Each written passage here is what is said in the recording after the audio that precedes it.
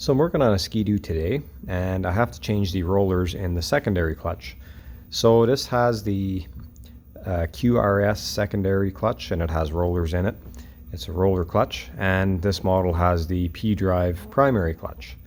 Now the secondary clutch on this is kind of part of the jack shaft. They're a little bit different than normal. To take the clutch apart, you have to pull the jack shaft right out. So there's a few special tools that is needed for this. One is to compress the helix to get the bolts out of the back, and that's done after it's off. But first of all, over on the chain case side here, there is a tool that allows you to take the jack shaft out without taking the cover off the chain case.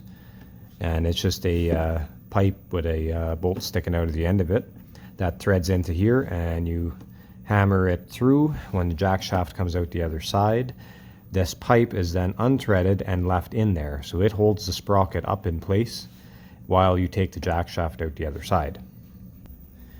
And the secondary clutch on the jack shaft on this side is held in by a small plate, and I've already taken it off. So it's just a little bearing retainer plate that holds the bearing in, and the bearing is right there, so it'll come out whenever I hammer that tool through the sprocket on the other side. It should push this bearing out now that the plate's off, and I should be able to just remove the whole thing.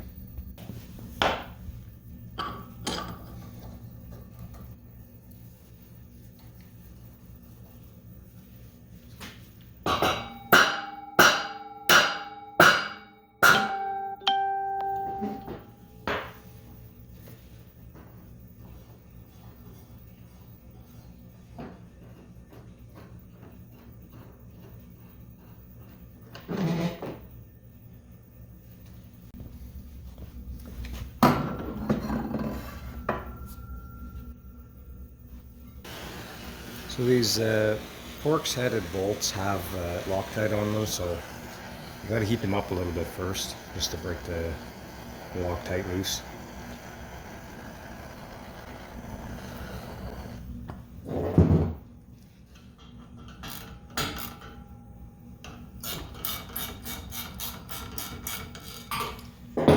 Alright, now that I've loosened them, I'm going to thread the tool into the end and compress this helix, and then I'll take those bolts out the rest of the way.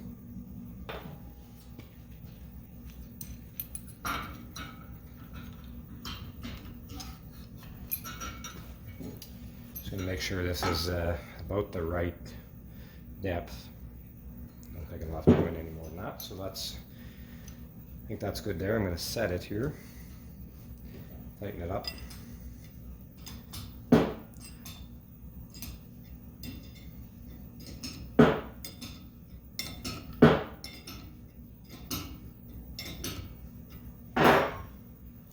Pretty solid.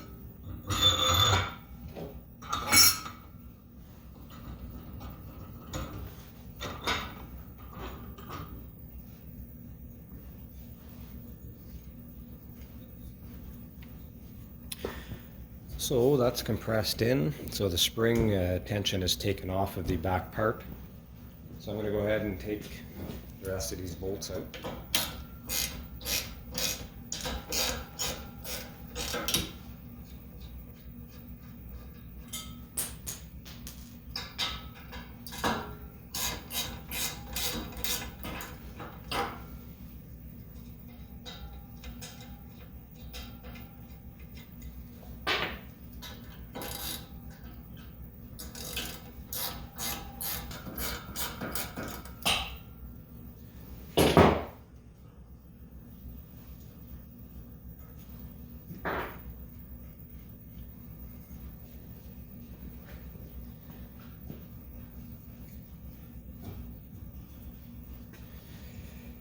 Before I let this off the whole way, I'm going to mark it just to make sure that this is all back in line.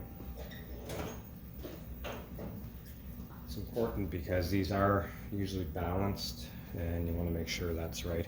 There's a little arrow here, so just make a little arrow there.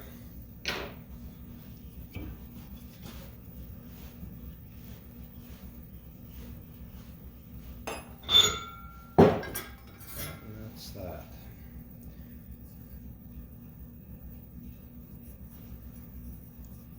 He looks as in good shape. There's no wear on that at all.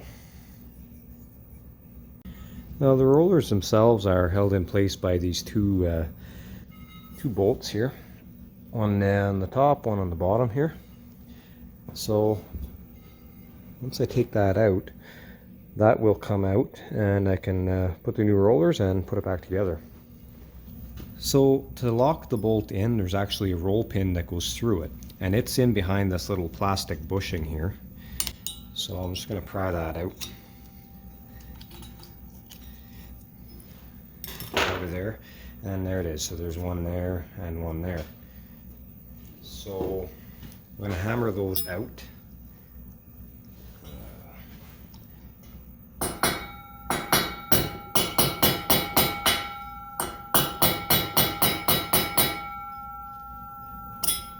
So once that's out, it's going to come right through the other side, and that's important because you can't hammer it in unless you take this all apart, but you don't have to. So if you punch it right out, let it fall out, then you can just bring it back to this side and put it ahead through this way.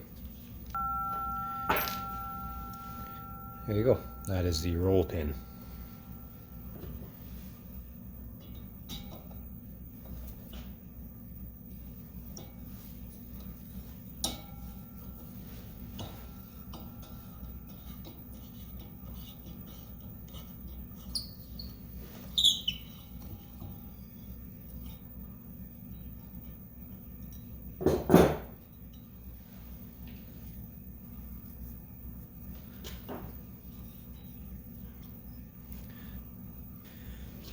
So I'm going to put some new Loctite on this to go back in. Now, put the new roller in there.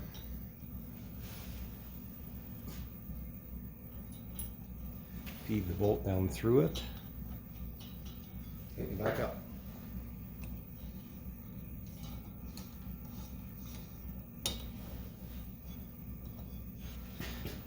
So now there's a trick to getting this back in, because the roll pin has to line up with that hole again. So I just tighten it a little bit just to allow my drill bit to slide through easy. Now I can take the roll pin and hammer it back in.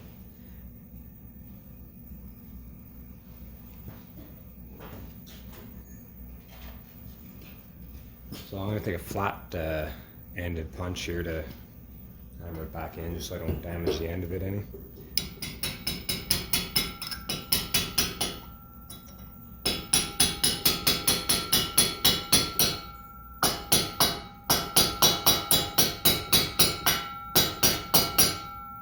There you go, flush.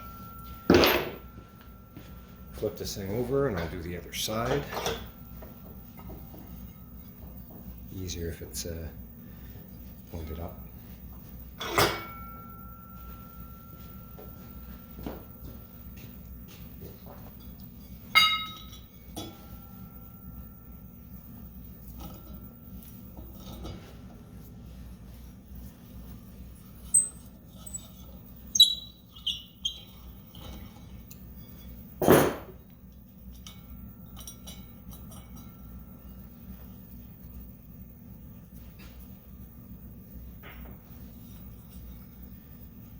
There's the other one.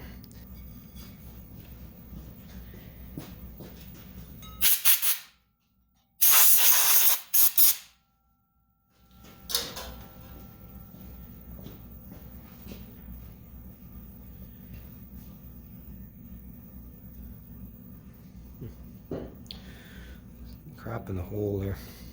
Get that in there.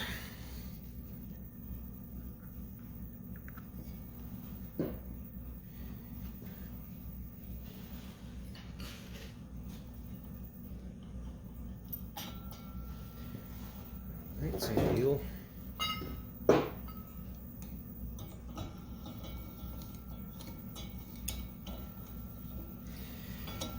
Snug it right up. Now get my drill bit and turn it just a little bit more. Oh, there we go. Good.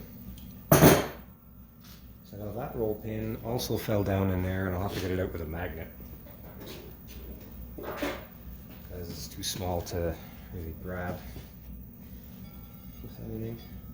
Oh, bugger, yeah. Now where did that go? It was just in there a second ago. There it is. On the floor. All right. This one could go in.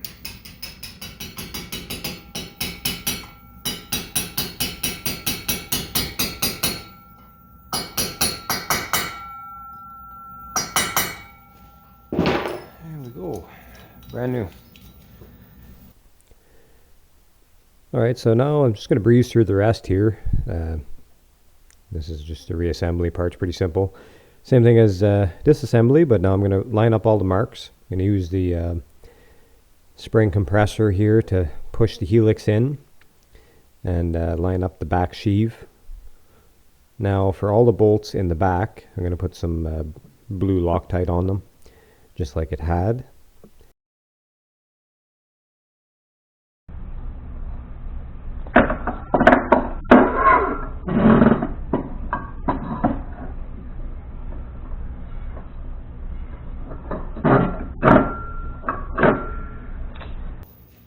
Now, there's kind of a trick to this now. You'd have to grab the clutch and the tool at the same time, bring them together, and get the tool threaded back into the jack shaft. Now, this here should work.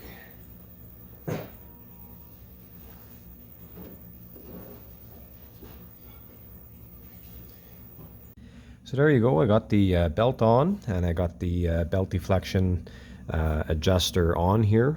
I've adjusted it to about 1.25 inches, 1 3/8 or so. I had a little bit of trouble getting the bearing to seat into the bracket here because the bracket's a little bit flexible, so it doesn't really help any to hammer on the end here with a block of wood and a hammer, because the bracket just flexes a little bit. So what I ended up doing was I put the bolt in the other side through the sprocket, and that would pull it that way, but it wouldn't, the bearing wouldn't seat into the holder at all. So what I had to do was I took a long screwdriver and a hammer, and I put it in from the other side up against the bracket here, and I tapped the bracket onto the bearing. Now it went a little bit, and then I had to tighten up the bolt the whole way. Then it pulled it over some more, and I did it again, tapped on it, and it seated the bearing all the way in. Then I was able to put on the retainer plate and tighten that up. So that's it for that, and pretty happy. My new tools worked pretty good, and I saved quite a bit of money there, and now I'll have them for the next time.